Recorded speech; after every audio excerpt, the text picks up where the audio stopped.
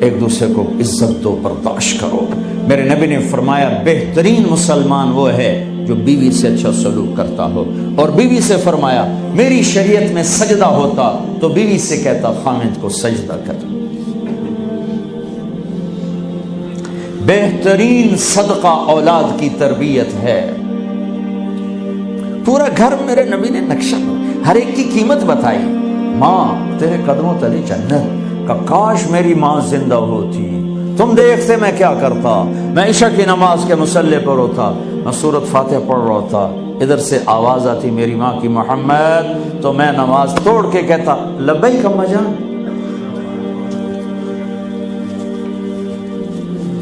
باپ کا تیرے جنت کا دروازہ ہے، باپ تیری جنت کا دروازہ ہے، کھولنا توڑنا نہیں، کھولنا توڑنا نہیں، توڑ دیا تو جنت میں نہ جا سکو گے۔ سب سے بہترین مسلمان جو بیوی سے اچھا سلوک کی، سب سے بہترین عورت جو اپنے خامند کی منشا کو دیکھے۔ پھر آپ نے ایک عجب بات فرمائی جو معاشرے میں بہت بوجھ بنتا ہے جس کا، ہاں بھائی تمہیں ایسا صدقہ بتاؤں جس سے بڑھ کے کوئی صدقہ نہیں، تمہیں ایسا صدقہ بتاؤں جس سے بڑھ کے کوئی صدقہ نہیں۔ انہوں نے کہا جی کیا؟ کہ الابنۃ المردودہ، جس کی بیٹی کو طلاق ہو گئی یا بیوہ ہو گئی اور گھر واپس آ گئی ماں باپ کے، یا ماں باپ نہیں ہے تو بھائی ہیں، وہ ایک بوجھ بنتی ہے ماں باپ پر بھی، اور بھائی تو ویسے ہی باغی ہو جاتے ہیں۔ میرے نبی نے فرمایا اس بچی پہ خرچ کرنا کائنات کا سب سے افضل صدقہ ہے۔ گھر، ایک گھر کیسے چلتا ہے؟ ہمارے ہاں پنجاب، سندھ، بلوچستان سرحد میں بہنوں کو وراثت میں کوئی حصہ نہیں ملتا، سب بھائی کھا جاتے ہیں۔ میرے نبی نے فرمایا جس کو اللہ نے 2 بہنیں دیں اس نے ان کا حق ادا کیا، شادی کی حق ادا کیا۔ ماں باپ کی وراثت میں سے ہوتا ہے، اگر میں نے کو خود کمایا ہے اس میں بہنوں کا حق نہیں، ماں باپ سے اگر 1 روپیہ بھی آیا ہے تقسیم کیا جائے گا۔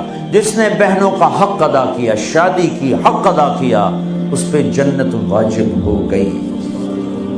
جس کو اللہ نے 3 بیٹیاں دی، اس نے ان کی ڈولی اٹھائی، وہ جنت میں میرے ساتھ یوں ہوگا۔ ایک بولے اگر 2 ہوں، کہ جس نے 2 بیٹیوں کی شادی کی وہ بھی ایسے ہوگا۔ اللہ بھلا کرے۔ ایک صحابی کا کہ جس کی 1 ہو، کہ جس کی 1 ہے، اگر اس نے اس کو عزت سے رخصت کیا تو وہ بھی میرے ساتھ ایسے ہی ہوگا۔ پھر کئی بچیوں کو طلاق پڑی ہے کہ اس کو بیٹا نہیں ہوتا۔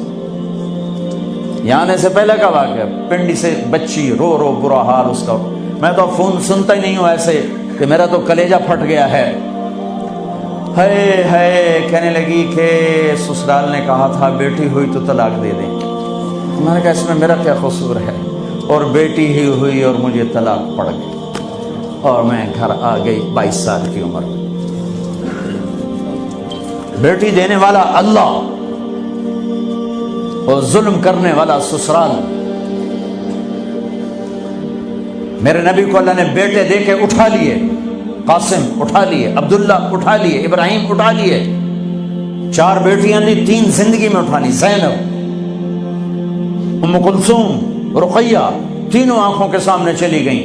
فاطمہ سے نسل چلی، آپ نے فرمایا لوگوں کی نسل بیٹے سے چلتی ہے، میری نسل میری بیٹی فاطمہ سے چلی۔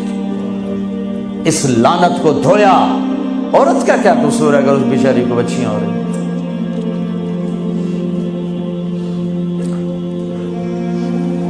جس نے اپنی بہنوں کو حق ادا کیا، جس نے بیٹیوں کو ڈولے میں بٹھایا، ان کا حق ادا کیا، کہ جنت میں یوں ہو جائے گا۔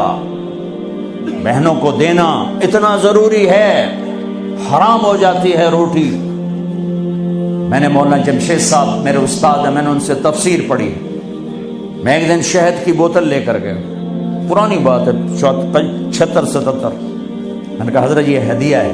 فرمایا کہاں سے لائے ہو؟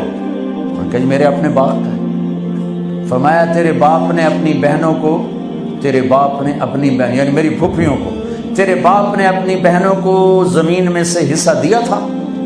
یہ سوال کیوں کیا؟ 10 روپے کی شہد کی بوتل تھی اس وقت، کہ اگر دیا تھا تو یہ میں لے لوں گا، اگر نہیں دیا تو پھر یہ حرام ہے، میں نہیں لوں گا، یہ مطلب تھا۔ ایک دوسرے کو عزت دو، برداشت کرو۔ میرے نبی نے فرمایا بہترین مسلمان وہ ہے جو بیوی سے اچھا